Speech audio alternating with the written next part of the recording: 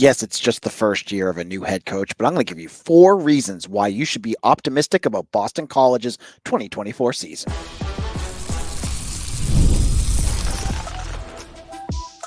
You are Locked On Boston College, your daily podcast on the Boston College Eagles. Part of the Locked On Podcast Network, your team every day. Hello and welcome. This is Locked On Boston College, your team every day. I'm your host, AJ Black. I'm also the editor and publisher of Eagle Insider, part of the 247 Network. Today's episode is brought to you by FanDuel. Make every moment more. As playoffs wind down, the sports stop sporting like we want them to, but this summer, FanDuel is hooking up all customers with a booster bonus daily. That's right. There's something for everyone every day, all summer long. Visit FanDuel.com to get yourself started. All right, let's start this off right away. BC football starts off their practice on Saturday. They kick off their march to the 2024 season. And if you're reading, different polls, they're not put very high right now. 4.5 wins. I think they're going to get higher than that. I'm going to give you 4 reasons why to be optimistic, but I'm also going to be a little fair here. I'll give you 2 to 3 reasons why I'm a little worried about this upcoming year. We'll get into all of that and more on today's show. Now, 2024 kicks off on September 2nd against Florida State on a Monday night during Labor Day weekend in Tallahassee.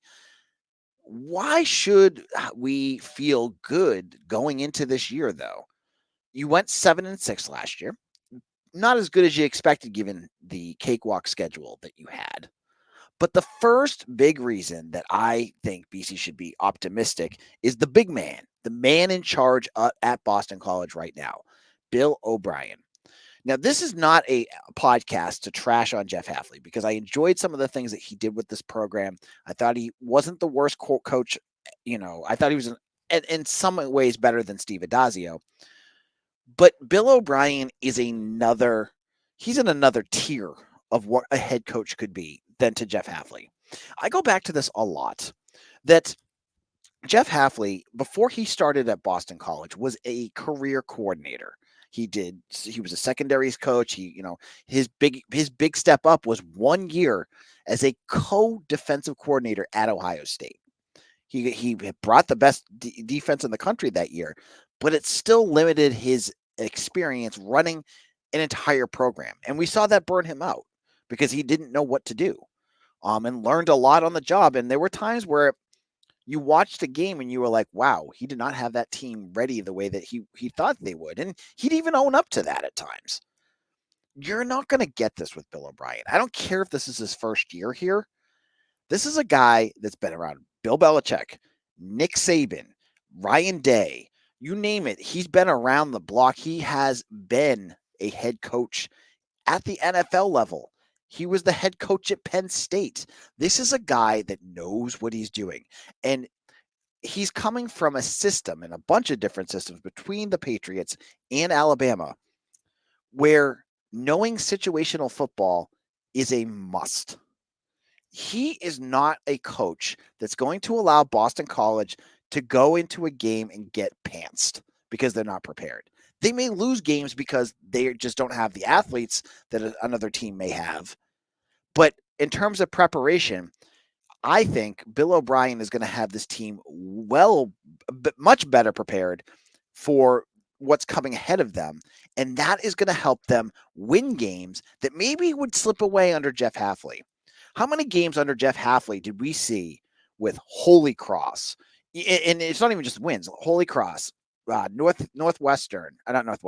Illinois, Pitt, UConn last year. Games that BC on paper were better than all of those teams. They were better than all of them. And BC either barely won or lost those games because Jeff Hafley, he didn't have that edge to get the team ready to be the top team in that matchup. They kind of played to the level of everyone they played against. Bill O'Brien won't be that guy. If he goes up against Pitt later this year, and Pitt is as bad as I expect them to be, BC will win. They will know what they need to do, and they will win. Because I really do believe that Bill O'Brien will have his team and all 85 guys on that roster at a better spot than they were last year. And that's a reason to be optimistic. And that also means when you're playing a tougher schedule, which we'll get into in my worries, you have a field general out there who puts you in a better spot to win those games or to prevent what happened last year with Virginia Tech, Miami, Louisville, where you got blown off the field. So Bill O'Brien and his experience, I think, is a big reason to be optimistic. Secondly, this is one, if you listen to my episode on Friday when I talked about his son, is a reason I think one of the most underrated stories of this offseason, other than the hiring of Bill O'Brien. And that was Boston College stealing Craig Fitzgerald, the strength and conditioning coach at Florida, up to Massachusetts and bringing him with him. The Gators wanted him because this is a guy that under O'Brien has done a lot to get his teams prepared and ready for big seasons. Whether it was Penn State or Houston, Fitzgerald has followed around O'Brien quite a bit. And I think he is an absolute must. And the biggest hire that O'Brien made, I believe, is Fitzgerald. Because I put it up on 247. The last 3 years, minus so the 3 years of Hafley minus the COVID year, which doesn't count in my mind because it was just a weird year. BC has been 4-8 in the month of November. Last year, they were 1-3. So they have had some tough, as the year goes on, their players seem to dwindle, and they're now scrapping and trying to find guys to fill in spots, and you're throwing in freshmen, and your depth goes out the window. Fitzgerald is going to have his team more prepared and in better shape to handle those the grind of a college football season. And that is going to prevent you going into a month of November when you have games against UNC, who I believe could be beatable. You have games against Syracuse, SMU, and Pitt, I believe, is how you end your season. You should not lose to Pitt. You shouldn't. They're not a good team. And I don't think they did anything to get themselves better this offseason other than hiring a new OC. I think when you're looking at what they need to be able to get to November in as much of one piece as you can. I know football injury is going to happen no matter who your strength and conditioning coach is, but preventing the stuff that seems to happen to BC all the time, where you have guys going down constantly near the end of the year. And so having Fitzgerald in there, and all reports have been that he's done an excellent job already this offseason getting this team prepared, is going to make a huge impact on this upcoming year. And again, if you're a BC fan and you don't know who he is, this is a guy that has possibly the biggest impact other than Bill O'Brien on what the season could become. And he was that important. And the fact that, and I still think it's crazy. I go to this all the time, that BC stole him from the Florida Gators. Florida signed him a month before, and he bailed on the Gators of the SEC to go to BC. It was like 1 month. A lot of Gator fans were very upset about that, but I thought it was a great get for BC. So that's another reason. And my next segment, I'm going to go on the field this time and give you 2 reasons to be optimistic. I'll look at 2 pieces of BC that you're going to want to watch for that I think is going to be a big impact in this upcoming year.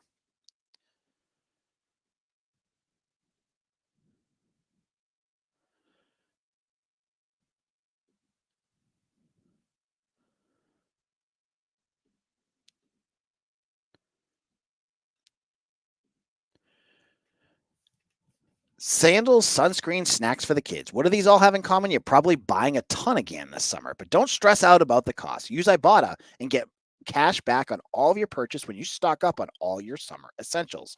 Ibotta is a free app that lets you earn cash back every time you shop. Earn on hundreds of items from groceries to beauty supplies, even toys. So you can make sure you're beating inflation no matter what you're purchasing. The average Ibotta user earns $256 per year. That could cover the cost of an entire shopping trip, that flight you've been eyeing, or the fancy dinner you've been craving. It's time you join the over 50 million users who use Ibotta to earn cash back every time they shop. Right now, Ibotta is offering our listeners $5 for just trying Ibotta by using the code LOCKEDONCollege when you register. Just go to the App Store and Google Play and download the free Ibotta, IBOTTA app to start earning cash back and use this code Locked On College. That's IBOTTA at the Google Play or App Store and use code Locked On College.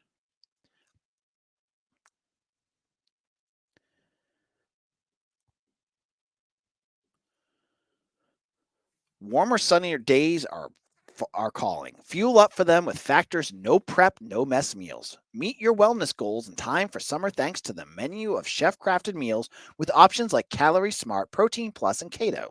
Factor's fresh, never frozen meals are dietitian approved and ready to eat in just 2 minutes. So no matter how busy you are, you'll always have time to enjoy nutritious, great tasting meals. With over 35 different meals and more than 60 add-ons to choose from every week, you'll always have new flavors to explore. Make your day delicious from breakfast to dessert. Stay fueled with easy, nutritious options. Enjoy effortless support for your lifestyle. You can choose from 6 menu preferences to help you manage calories, maximize protein intake, avoid meat, or simply eat well balanced. Head to factormeals.com/lockedon50 and use code lockedon50 to get 50% off your first box plus 20% off your next month. That's code lockedoncollege50 at factorsmeal.com/lockedoncollege50 to get your first month while your subscription is active.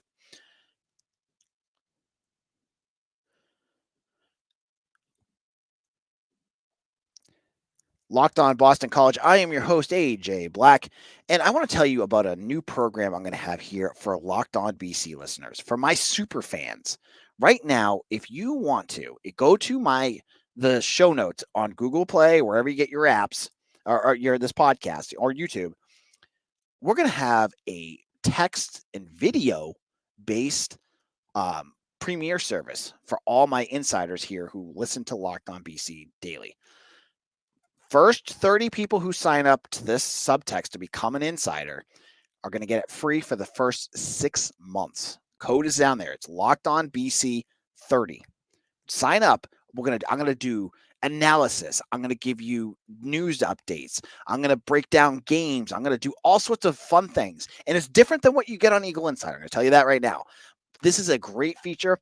It's going to be, I think, $4.99 a month. That's a cup of coffee, and you get to support this podcast. But if you're part of the first 30 people, you're going to get it free for the first 6 months. So sign up right now. Now, let's get into the second part of our show.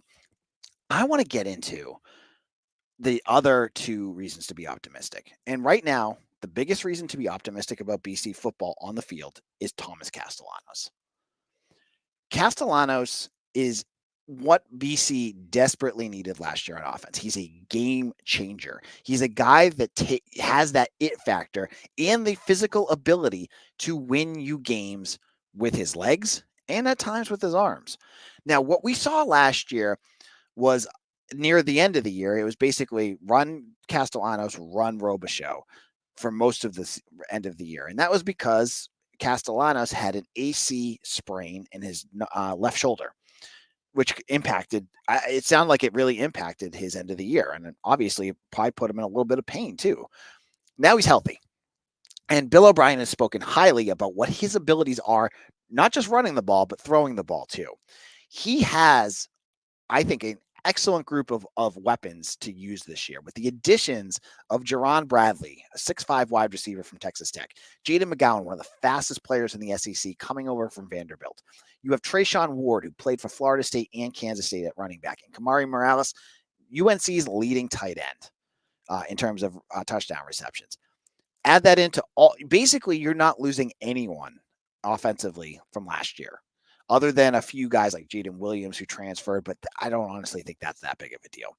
You now have a really good arsenal on that offense that's going to allow Castellanos to not have to tuck it and run constantly. And he's got depth behind him. So when Kai Robichaux needs to carry the load, you got Trayshawn Ward back there. You've got Dautrell Jones, who showed some stuff during the spring. This is all going to make Thomas Castellanos an even better quarterback. And mentally, He's had a full season as a starting quarterback. He knows what mistakes he made last year. He knows how to prepare better. He spent time, as I said last week, with Bryce Young on the phone talking about how to prepare with Bill O'Brien this year. Plus, you, as I just said, you have Bill O'Brien, you have Jonathan DiBiase and Will Long working with him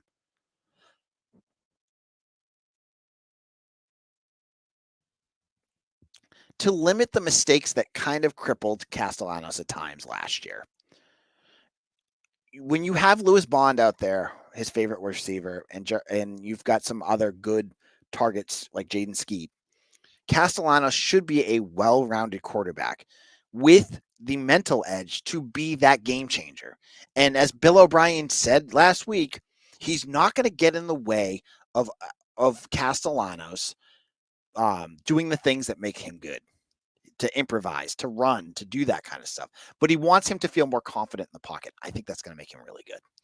The final piece I feel that is going to make you feel more optimistic about this upcoming season is the newfound additions to the defense. And I'm saying that specifically to not just transfers, because I'll get into one other addition in a little bit.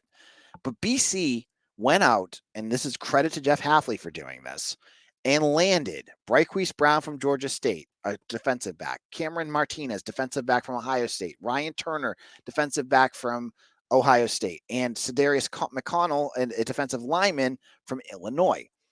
Adding depth, adding talent. That secondary desperately needed an infusion of talent last year. When you lost Elijah Jones for whatever reason that cost him to miss the end of the year, you had to dig deep into your depth chart. And to be fair, they found some talent with Max Tucker. I'm excited to see what he can do this year. But you were missing the depth that you need when you're playing collegiate football in your secondary. Now you have Amari Jackson, potentially Tucker or Bryquise Brown at number 2, and Ryan Turner as your nickel, and a whole bunch of guys to look at safety. That depth is going to make your team even better. And now you add in Bryce Steele in front of them, who we don't know what he's going to be able to do as he kind of comes back from his cancer scare from last year. But you add him back, he's an addition in itself.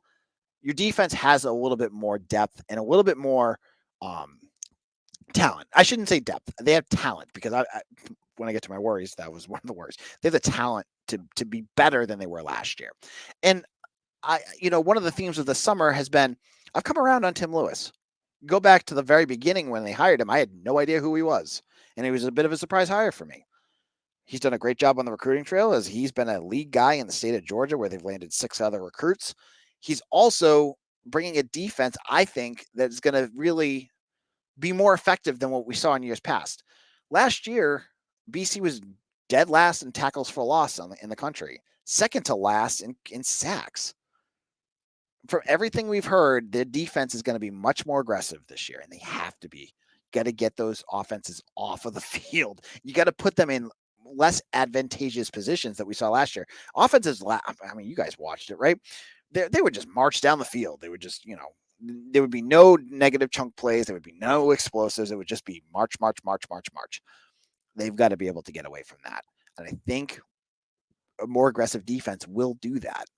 We'll have to wait to see what that looks like when they start the season off against Florida State, who's not, it's going to make them pay if the mistakes are there. Now, in our final segment, I'm going to remove the maroon and gold glasses here. I'm going to give you 3 things I am still worried about when it comes to BC football. You're going to want to hear my thoughts all about that in our finale of today's episode. Sports, sports, sports, sports, sports, sports, sports. If you know me, you know I love sports, and I know you guys do too. And right now, this summer, it's not sportsing like I want them to. But FanDuel lets me keep the sports going whenever I want. All I have to do is open the app and dream up bets anytime I'm in the mood. The Red Sox, you guys know, I'm a Red Sox fan. They're struggling a little bit coming out of the All-Star break. They just got, they lost 2 out of 3 of the Yankees. But maybe, just maybe, they're going to start turning around again, especially that trade deadline. I'm going to start taking some money lines on the Red Sox soon, and maybe you will too. And this summer, FanDuel is hooking up all customers with a booster bonus daily. That's right, there's something for everyone every day, all summer long. So head over to FanDuel.com and start making the most out of your summer with FanDuel, the official sports betting partner of Major League Baseball.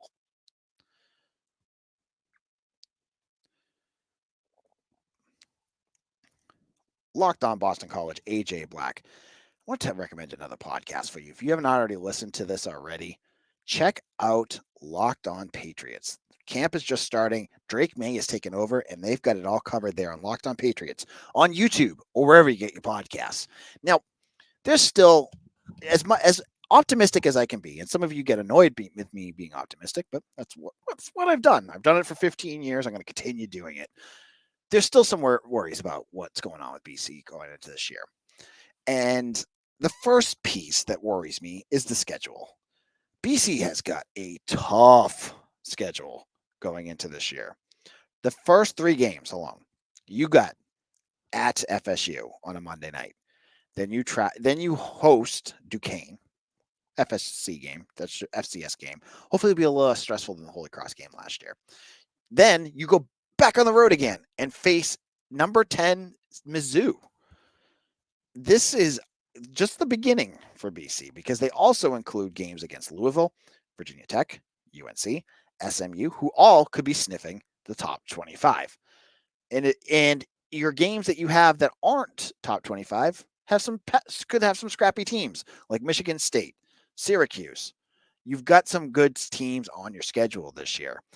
And it's a tough one. To start off with 2 out of the first 3 games against top 15 teams, and you're playing against DJU at Florida State. And of course, Florida State's got great weapons. And then Luther Burden, who is going to be the best wide receiver in college football this year, on the road. That makes me a little worried. I got to be honest. That's a tough start to your year. So the schedule itself, that is what, if this BC team played last year's schedule, I'd have them easily at like 9-3. But this is a tougher year for them. They've got a tougher schedule, and we'll have to see what happens there. Secondly, another piece that I'm a little concerned about is Thomas Castellanos in this new offense. I said before, I feel like he's going to be okay. But then there's like with a devil and angel on each shoulder. On one hand, I'm going, oh, it's a great quarterback. And they've got a great quarterbacks coach and they're going to get him going. And the devil on my shoulder is going, no, they won't, because they're going to take away his ability to run the football and they're going to get him, keep him trapped in the shotgun. I don't know what's going to happen there. But there's still a piece of me that is worried that Bill O'Brien's system is not going to let him be as effective as he could be. O'Brien continues to say all the right things about how he's going to use Castellanos. He's going to let him do his thing. He's going to teach him how to throw a little bit better. But there's still this nagging feeling that we're going to lose a bit of his effectiveness, especially if he has to stay in the pocket more. Maybe he's 5'10". Maybe he's a little bit more limited than what we expect. And, maybe that's more that they roll him out and stuff, and that'll fix that. You got to figure that out fast, though, because if you go into Florida State and he's struggling, that's going to be a long game. But I have to say, it's still a worry of mine on where he's going to be at going into the season. We didn't get to see him run all that much in the spring game, but I think that was by design. I feel like Bill O'Brien really wanted to push, stay in the pocket, figure things out. And then finally, I mentioned the defense. The talent of the defense doesn't worry me. The depth of the defense does.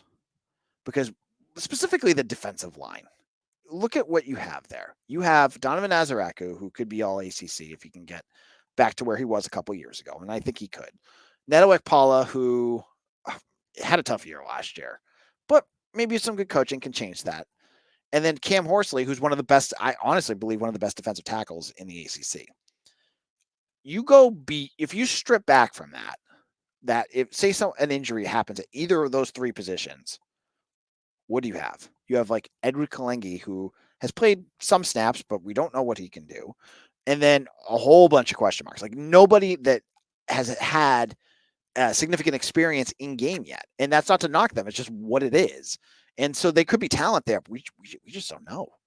And you look at the defensive tackle position, you have maybe Quan Williams or Owen Stodmeyer, Nigel Tate. but are they going to be a step down from Cam Horsley? Probably. I mean, Cam Horsley is really good. So the depth of the defensive line and the depth in defense in general is a bit concerning for me. You look at the secondary, you look at the cornerbacks, for instance, right? Feel pretty good about Amari Jackson and Breakweese Brown, Max Tucker, Ryan Turner. Again, you go beyond that, and it's still big question marks there. So I think the depth is kind of thin, pretty thin at defensive line. So those are my three big worries about this year. What are you worried about? What are you optimistic about? Go on into my comment section here on YouTube and give me your thoughts. I want to hear what you have to say, and make sure you hit that like and subscribe button. Again, become a Locked On Insider on a Locked On BC Insider on Subtext. It's in the comment section or the show notes. First 30 people who sign up, you're going to get this free. And thank you all for listening. We'll see you again tomorrow for another episode of Locked On Boston College, your team every day.